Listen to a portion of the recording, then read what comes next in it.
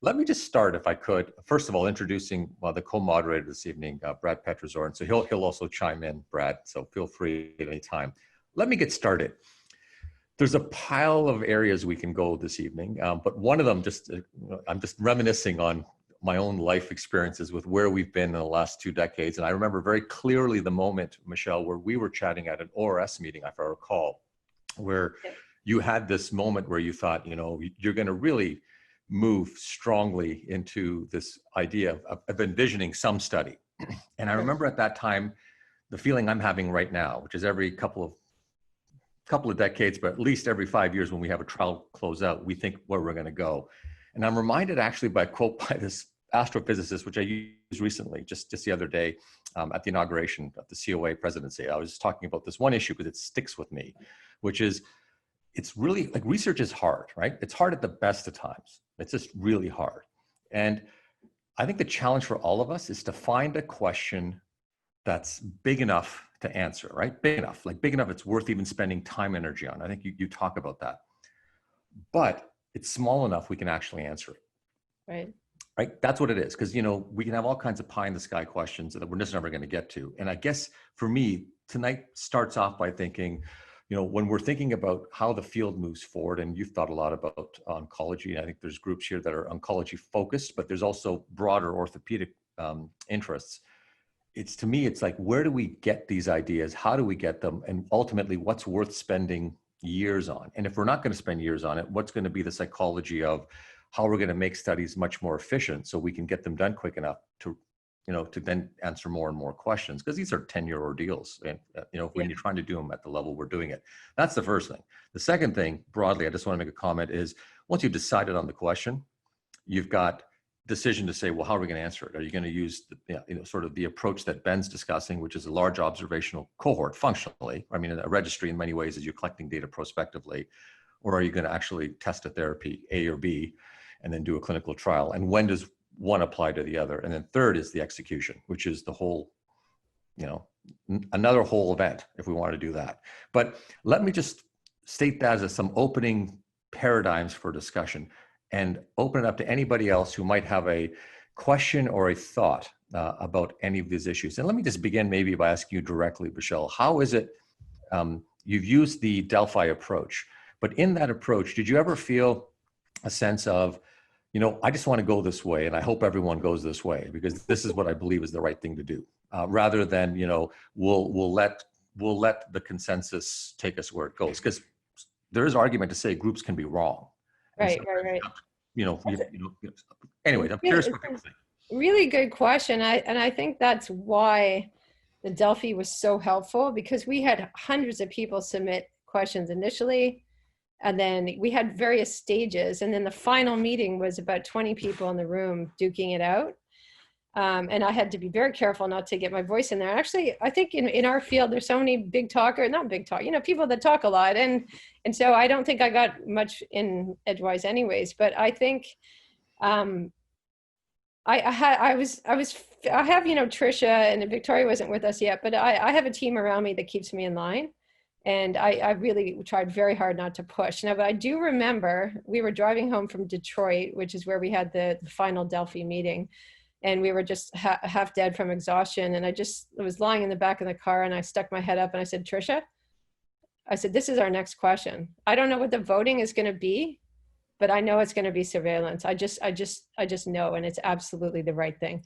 And she's like, really, what? And then of course it was the front runner by, it was way out of the field. So I think that's a really good question, because we all have questions that we want to answer, but we really have to back off and say, what does the field want to do? And hopefully it jives with what you want to do. If not, then I still think you need to move forward. Yeah, no, I totally agree. I don't know, Ben, if as you were thinking through the idea of going to a registry, so, you clearly know, being involved in parity, what the long-term goal of that trial was, and, the challenge and the fact that the fact that the groups come together. The hardest thing always is to go from 0 to 1, right? So, when there hasn't been something of a massive collaboration, going from that to something in and of itself can lead to a bunch of things. Like when we did Sprint, late 1990s, right? Roughly when we started all that. Well, it was late 1990s where we were thinking about it, and then 2003, 2004, where we actually got funding, and we got it done around 2008. But the question kind of sucked, right? We got money for it. It was a stupid question, really, in hindsight. I can say that now. I wouldn't say that back then because we were trying to get everyone to work together. But what it really taught us as orthopedics was Canadians and our partners in the US can actually work together and get funding on a big level at the NIH level, at the CIHR level. And that led to a bunch of other networks growing. And then from that spawned so many other great collaborations. How did you decide on that you were going to make this happen? And quite frankly, realizing that, 99% of research is failure. And so you've got to get over that mindset. Yeah, I think with the registry, it's a little bit of a different design and different goal than a randomized controlled trial or a prospective trial. As you alluded to, it's just I almost think that what the registry is doing is it's allowing us to write really good level 4 evidence, right? We're trying to replace the retrospective single center trials. And I think when I look back on the registry, registries have been attempted for a long, long time. People, very close to orthopedic oncologists is Ernest Codman back in the 1920s, who everyone always goes back to him talking about the first outcomes-based registry, and that was the tumor registry. So it's always been there. A lot of big centers have their own registry. A lot of small centers like to keep track of their own patients, and I think that they should. And so this, I think, was more of a recognition of the time is appropriate. You start to hear the same language come up over and over again. We should collaborate, we should be working together. And I noticed, pretty new in the field, that everybody was talking about that. I noticed that my colleagues and my compatriots were all talking about this. We all went and did training at huge institutions, and when we went off to little institutions with nothing, but we still had questions and we still wanted to do something. So what do? Well, you gather patients together. And if you don't have a clear question that you're enrolling or you're comparing an A to B therapeutic, well, at least you can be all collecting the same data, and then you can look back retrospectively. We've tried to create the registry as being hypothesis driven in a way. We're starting to think about, well, what are the answers that we want to have? Functional outcomes with or without radiation, functional outcomes with or without limb salvage. So some of it is hypothesis driven, but some of it is also the recognition of whether we have a question now or not. We can be collecting data on things and perhaps look back and ask those questions later. But I think that the impetus and really the reason that we were able to get it done is it's the right time in history. The Musculoskeletal Tumor Society is younger. The last time I looked, it was maybe a fifth candidate members, people within the first 3 years of practice. They're going to be much more willing to work together. I think the technology is there. And I think once we get this registry in the lexicon, I think this is our challenge in the first year or two, is we're trying to hit that critical mass, going from please be in the registry to you got to be in the registry, and if we can hit that, then I think this thing is just going to sing. And then we just have to make sure that the data that we think is going in there is going in there. And we have to look at it and make sure we think that we're measuring what we are. There's no question that there's going to be limitations to registry data. And there's kind of a funny comment about the American Joint Replacement Registry that they describe it as a mile wide and an inch deep. So there is the role for the really guided, hypothesis driven specific question, and especially an interventional question. But I think that we can, if we collaborate on this with the registry, there's just going to be just a great amount of data that we can go into. And what I hope that we do is we put the single center level 4 out of business. And I think that's going to be really unfortunate for trainees and med students, because their abstracts are not going to be as compelling to get up on the podium. But I think overall it's going to be better for everybody. And level 4 has it has a point, a new surgical technique, a new complication that's not reported. There's a role for level 4, but it shouldn't be answering the big questions. There's better ways to do that. Right. I'm going to put a plug in for Mark Swinkowski if I can, Ben. There's a session I think we're doing tomorrow with him. He was the editor of JBJS, as you know, and his whole idea was all forms of evidence are equally valuable. So I'm going to bring this up. I'm going to say, well, Ben says it's not. Ben says that we should put the case series out of business. What do you think, Mark Swinkowski? And the point is, he's making the argument that in COVID, when you're in a crisis, there's no time to do RCTs. And and he's making the argument that you can make the argument that, it's going to take time to get information. When you need something urgently, where do you go to? You go to expertise and the early cases is what we saw happening in the last 4 months. Really, that's what we've seen. And we've seen the kitchen sink been thrown at COVID with probably not a lot of success, like maybe 1 or 2 trials that might have shown a bit of evidence. So that's going to be our debate tomorrow, but it's a provocative statement. Yeah, I think that's a bit tongue in cheek. Certainly there's a role for level 4, but the answer is not, hey, let me tell you how to treat chondrosarcoma. I'm going to tell you what I did to 100 patients for the last 40 years, and that's the answer. Sure. Brad, did you want to say something?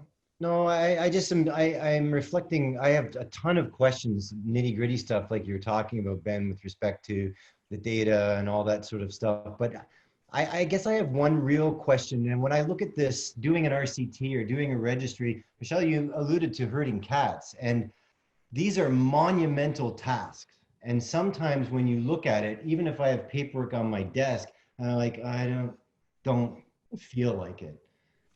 What's your internal motivation? How do you, to do an RCT at the level that you did, to do registries at the level you're doing it's not a small thing, it's massive. What's your internal motivation? Was there any, number one, and number two, was there any time where you kind of went, listen, I'm done? And what made you say I'm not done and we're gonna finish this? Maybe I'm getting maybe 2, but sometimes when you're first starting out in RCT, you can think it's not going to happen, but it did happen. And what was that motivation for you? And what kept you going? Both of you guys. Those are really good questions. For me, I've been in orthopedic oncology. I started going to meetings as a fellow in the late 90s, and it got really old very quick. What I was seeing, even as a trainee, I could see that was very stagnated. And then I got a job at McMaster. I was running a research lab, a basic science lab, and I became acutely aware of what I was surrounded by at McMaster. The greatest minds in clinical research. And Mo's, is just in the superstar of orthopedics was right there, ready to mentor me. I had everything at my disposal to run a trial, except for collaboration, because I hadn't tried that yet. But I just felt that it was the right thing to do, because if I didn't, no one else had the resources at that time.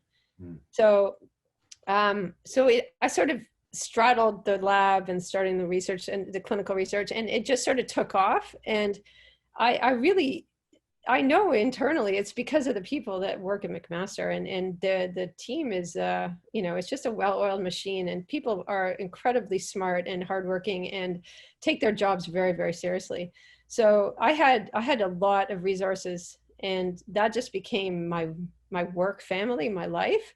And every day get up, and some days are bad and some days are good, and there's everything else in the middle. And when I'm having a bad day, and there are very many bad days running trials, I just hope that the next day is better, do everything I can so that the next day is better. We get grants rejected. We get sites, enrolling patients with a parrot on their computer that we have to deal with. And we have sites that say we're no longer interested. It's all kinds of ups and downs. And in the end, I just hope for a better day. And there's always going to be a better day. And all the good days add up to success. So that's my perception. Those are really good questions. But I think that, one, I had an obligation to do this. And hopefully that now that I've started, this will be just the norm, with some, obviously, a lot more work to do. And every day is a different day, and you just hope for a better one when it's bad. I'd love to see what others think. I know that you've been patiently, many of you, just kind of listening to what we're thinking about. I know there's some trainees, there's some obviously consultants in the room. What do you make of all this? When you think about, we've pivoted a little bit to research broadly as a career path, but also sort of the how hard it is to get stuff done alone. What are some of the challenges for you, for anyone here who's participating with saying, what are some of the barriers that we have to overcome if we're going to do these large collaborative studies, however they are? Forget the design at this point, but how do we get people engaged enough and motivated enough with all the other distractions and or pressures they have in their lives? We have some collaborators on the line. Oh, superb. Yeah. So yeah, come on, you guys. That's okay. You want to? There you go, Matt. I see Matt here. Okay, Matt. Hey. Yeah. Well, first I'd like to applaud Michelle and Ben for their separate efforts, but you know, it really takes their leadership to guide us. And I'm at an institution in Albany, New York. It's not a cancer center. There was nobody here before me. So, you know, when I started practice 16 years ago, I've recorded my patients, but I still never get a critical mass to do anything with that. So these opportunities have been a way for me to be involved in research that never existed before. So I'm very thankful for Michelle and Reference for doing that. And I think there's probably a lot of people out there that do what we do that may be in similar situations. And those are the ones you should tap, not necessarily the ones at Sloan or MD Anderson where they have these big mega centers that they can do their own stuff. And yes, they can provide a lot of patients, but it's the people that are out there doing it, you know, probably the same volume, but don't have that institutional support at a major cancer center. So that would be my advocacy for you. And even like with these global things, having people either in different continents or different countries that are your leaders within those places to kind of push you along. I mean, you've pushed Parity along very well, and everybody knows who you are and what you're trying to do, and we all gather around you, but having a couple people in each region of the world to help push that may be helpful with language barriers and other things. Right. That's a great point. I mean, yeah, go ahead, Rosanna, yeah. Oh, hi, Rosie Hi. Westrack coming to you from San Francisco. Yeah, and thank you, Michelle and Ben. We were part of Parity, and one of the things that was very frustrating is we do have a clinical research coordinator working with our group, but she's spread fairly thin. We have other studies going on, and then, you know, every once in a while, I'd realized I had missed one of my partner's implants. You know, we all knew that we were supposed to be enrolling for Parity, and then all of a sudden I'd be looking at a post-op film and realize, oh my God, we didn't enroll that patient. You know, and so I feel like that's kind of the big challenge, I think, for all of us that are primarily clinical, is we want to be involved. And when all cylinders are firing, we remember to enroll the patient and we do everything right. But there's so many days where you're just pulled in a lot of different directions. So I guess I wanted to just ask the group if there was a specific workflow that's really worked for you to not miss enrolling patients for Parity or anything else you're doing or you're collaborating with others on. Yeah, so I think the broader question really is how can you become a successful, well, I wouldn't say recruiter would be your only goal, right? It would be really how you can successfully navigate, not necessarily the title of clinician scientist, but clinical researcher, where you're a clinician, but you're helping and supporting and collaborating in big programs that move the field forward. I think that's what you're getting at, Rosie. And I wonder if you're right, and how to be a meaningful participant of something like Parity. Yeah, right. Folks, any thoughts, comments? I'd like to get Kumar in. I see him at the bottom. I'm very anxious because I see him running around about to start a case. So I'd love for him to jump in and say something before you leave. Now I realize this is not like climbing Everest. This fellow's climbed Everest, but trials are pretty darn hard, Kumar. I'd say it's pretty close climbing Everest. And we've lost him. Mark, Okay. it looks like Mark wanted to say something. Yeah, go ahead, Mark. Yeah. Mark had his hand up. It's a very interesting occasion. I appreciate being invited. Thank you very much. I have a few comments. The first one I want to say is the question raised by the safety study cannot be more obviously pertinent faced with what we just been through, right? What did we call it in French? Délestage. We decreased the amount of intense surveillance we've been doing for very important reasons. And analyzing some of that data might be kind of interesting, although it's obviously going to be not powered the way you want it to be for the study. But I think many of those patients will be captured in your study. Right. So there might be an interesting subset of data. I don't know what the figure is going to be, but anyway, pertinent, obviously. And it's not our last pandemic, unfortunately. I think everyone knows that. I just want to underline that Canada has built up registries, I think different from what you proposed in many ways, including the fact that it has biobanking involved and functional tests. I think it's been largely unexploited from what I can tell.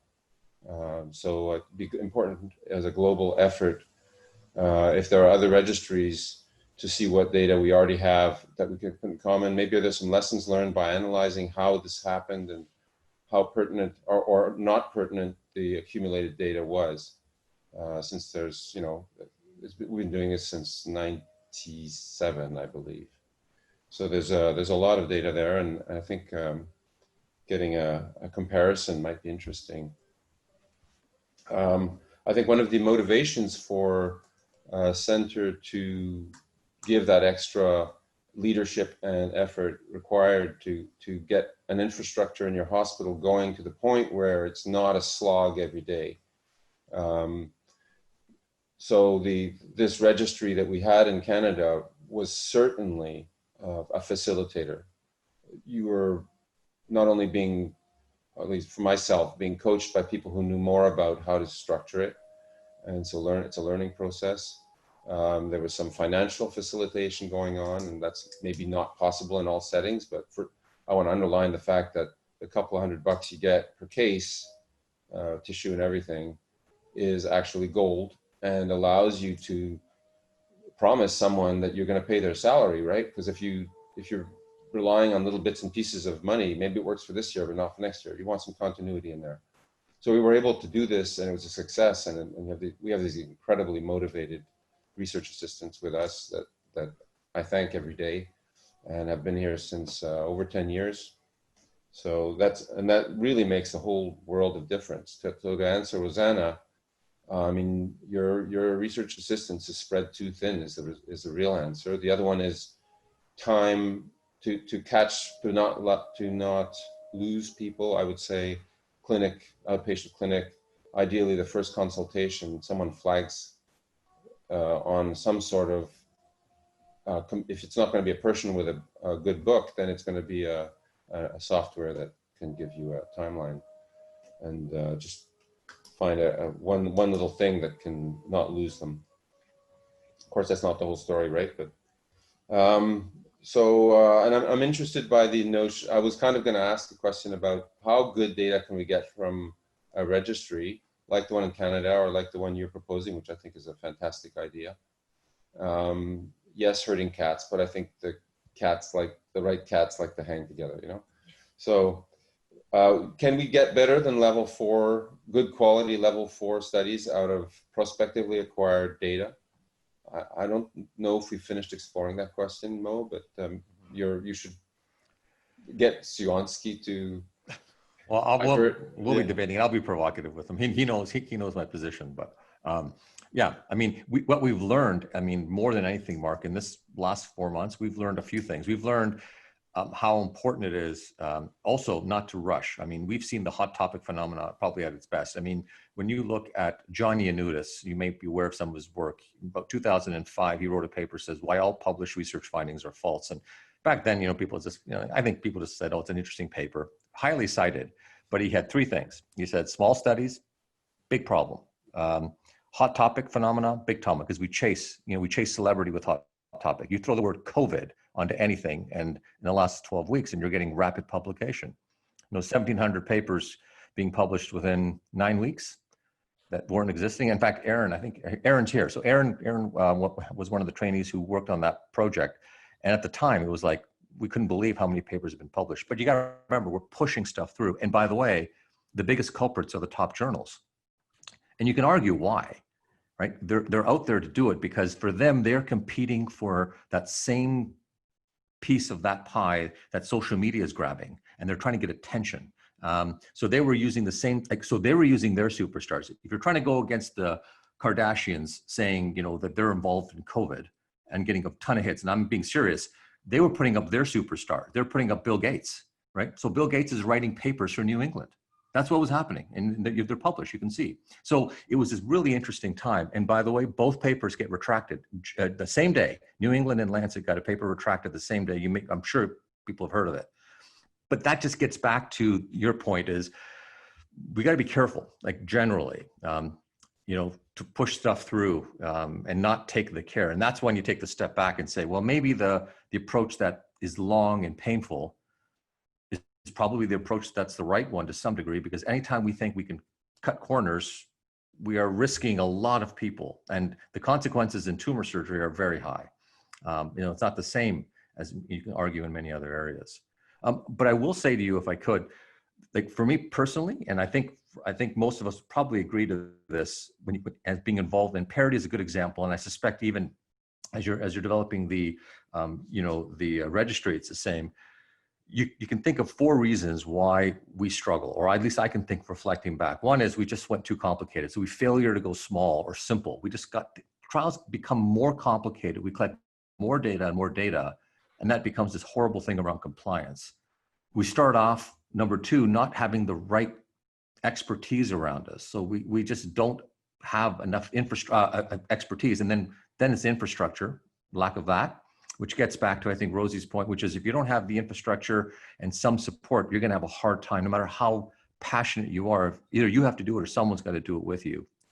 And the last thing you heard it beautifully, as Michelle and Ben described this, which is grit. You just got to have grit. You've got to be able to stick it out, because the takeoffs are fun, the landings are fun, and then you've got that 19-hour flight to India, right? And that's just long. And you've got to somehow get over that part of it. And that's the part where it's just, you've got to have a smooth sailing, so to speak. And that's really tough.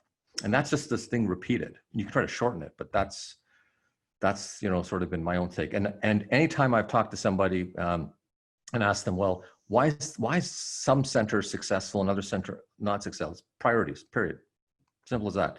The PIs that are passionate enough to say, I believe in the question and I'm going to work around it to make it work, make it work. And to your point, it's often the smaller centers. You're right. It's not the big centers that have lots to do. And sometimes it's not the small centers that have nothing to do either. It's that mix of people that are just committed. And in a collaborative, you can all speak to it. Every team has people playing slightly different roles.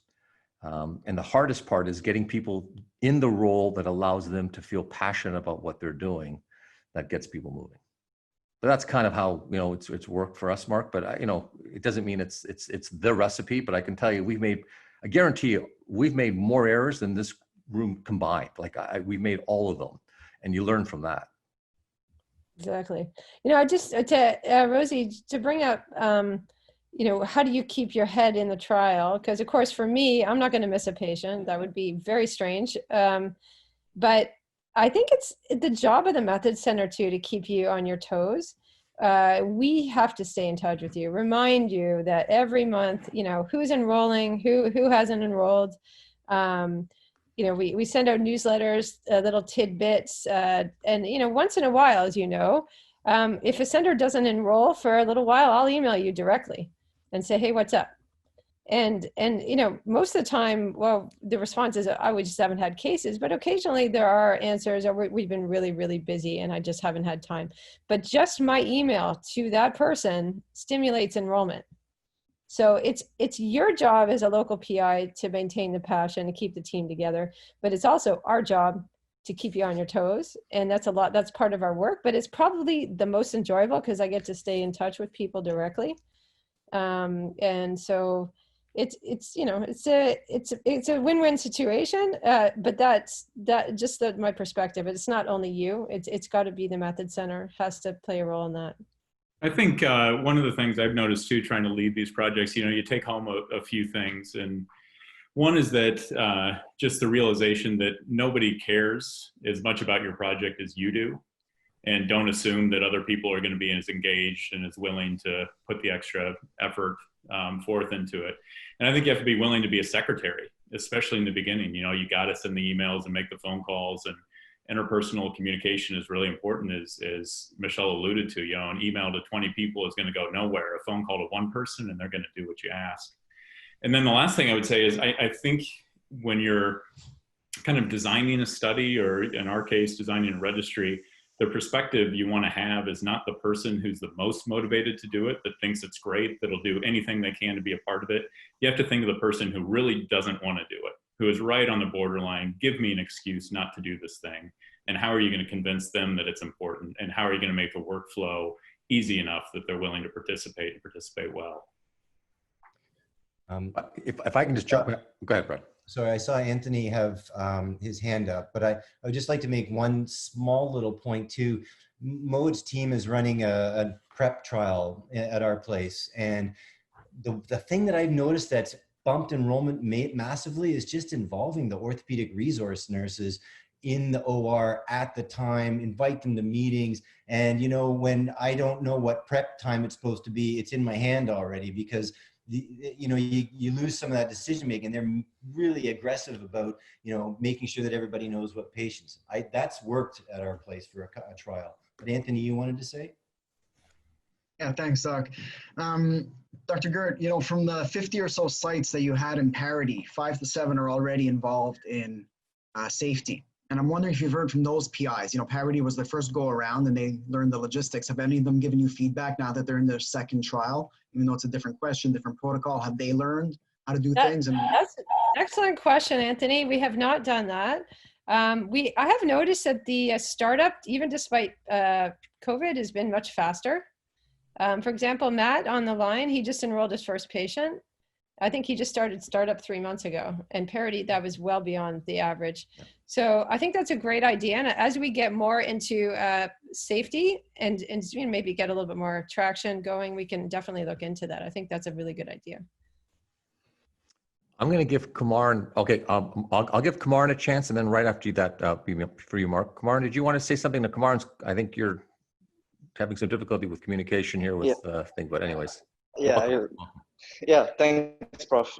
Yeah, so I'm from Singapore. Hi, everyone. I'm Kumaran from Singapore, and it's 8:30 in the morning here. It's really to start my cases here. Yeah, so Singapore is a small country. We have about 6 to 7 million people, and in this small country, we have 3 centers which are doing orthopaedic oncology, and it has been slow, but slowly we are starting to collaborate even amongst the 3 centers itself. So I think one thing we can note is that before there's like international collaboration, which is excellent, but I think certain countries, certain centers, certain areas within the country are slow even to start off with the internal collaboration. I think that would be an excellent way of progressing forward, to have a national registry, national collaboration, and progressively then it's easier to make an international collaboration. So we are moving forward and we are trying to get these 3 centers to work together, but that's just a small comment. I think registries in the future are much easier, but you can link up with someone from the country representing the country, and they have links to all the data within the country itself. Yeah. Right. Thank you, Kumaran. Mark, did you want to say something? Yeah, sorry. I'm just going to piggyback on that first because it's hot. But the earlier we can get talking about which data, as Ben was saying, if we can figure out that we're all collecting the same data, the earlier we do that, better. So if there's going to be a push towards a parallel work with data banks that exist, prospective data banks that are existing or coming up, then we should talk about the choice of data. But what I really want to say before was, one of the things I found was a real facilitator, both for the safety compared to the Parity, but also for something else I'm doing. I'm working on hemophilia, so I've set up a basically prospective database, quite a lot like the oncology one, for another niche disease, right? And gotten surprising amount of support for it. As we went through our iterations of trying to get other provinces to join us, because we're doing province by province, it's sort of a missionary thing I've picked up. Anyway, as the package that my research assistants developed got more and more polished, so they're showing up with this nice package bit of instructions and information. Everything's properly set up. That was a surprising amount of give back. So I just want to underline that that's probably an element that we often consider a detail. I certainly did until recently. And probably the safety, I think the safety package was a little bit easier to digest than the Parity one was initially anyway. Good to know. Thank you. So listen, folks, we're at 1 hour. So time flies when you're learning and having fun, it seems. Well, at least some of you look like you're having fun. I don't know.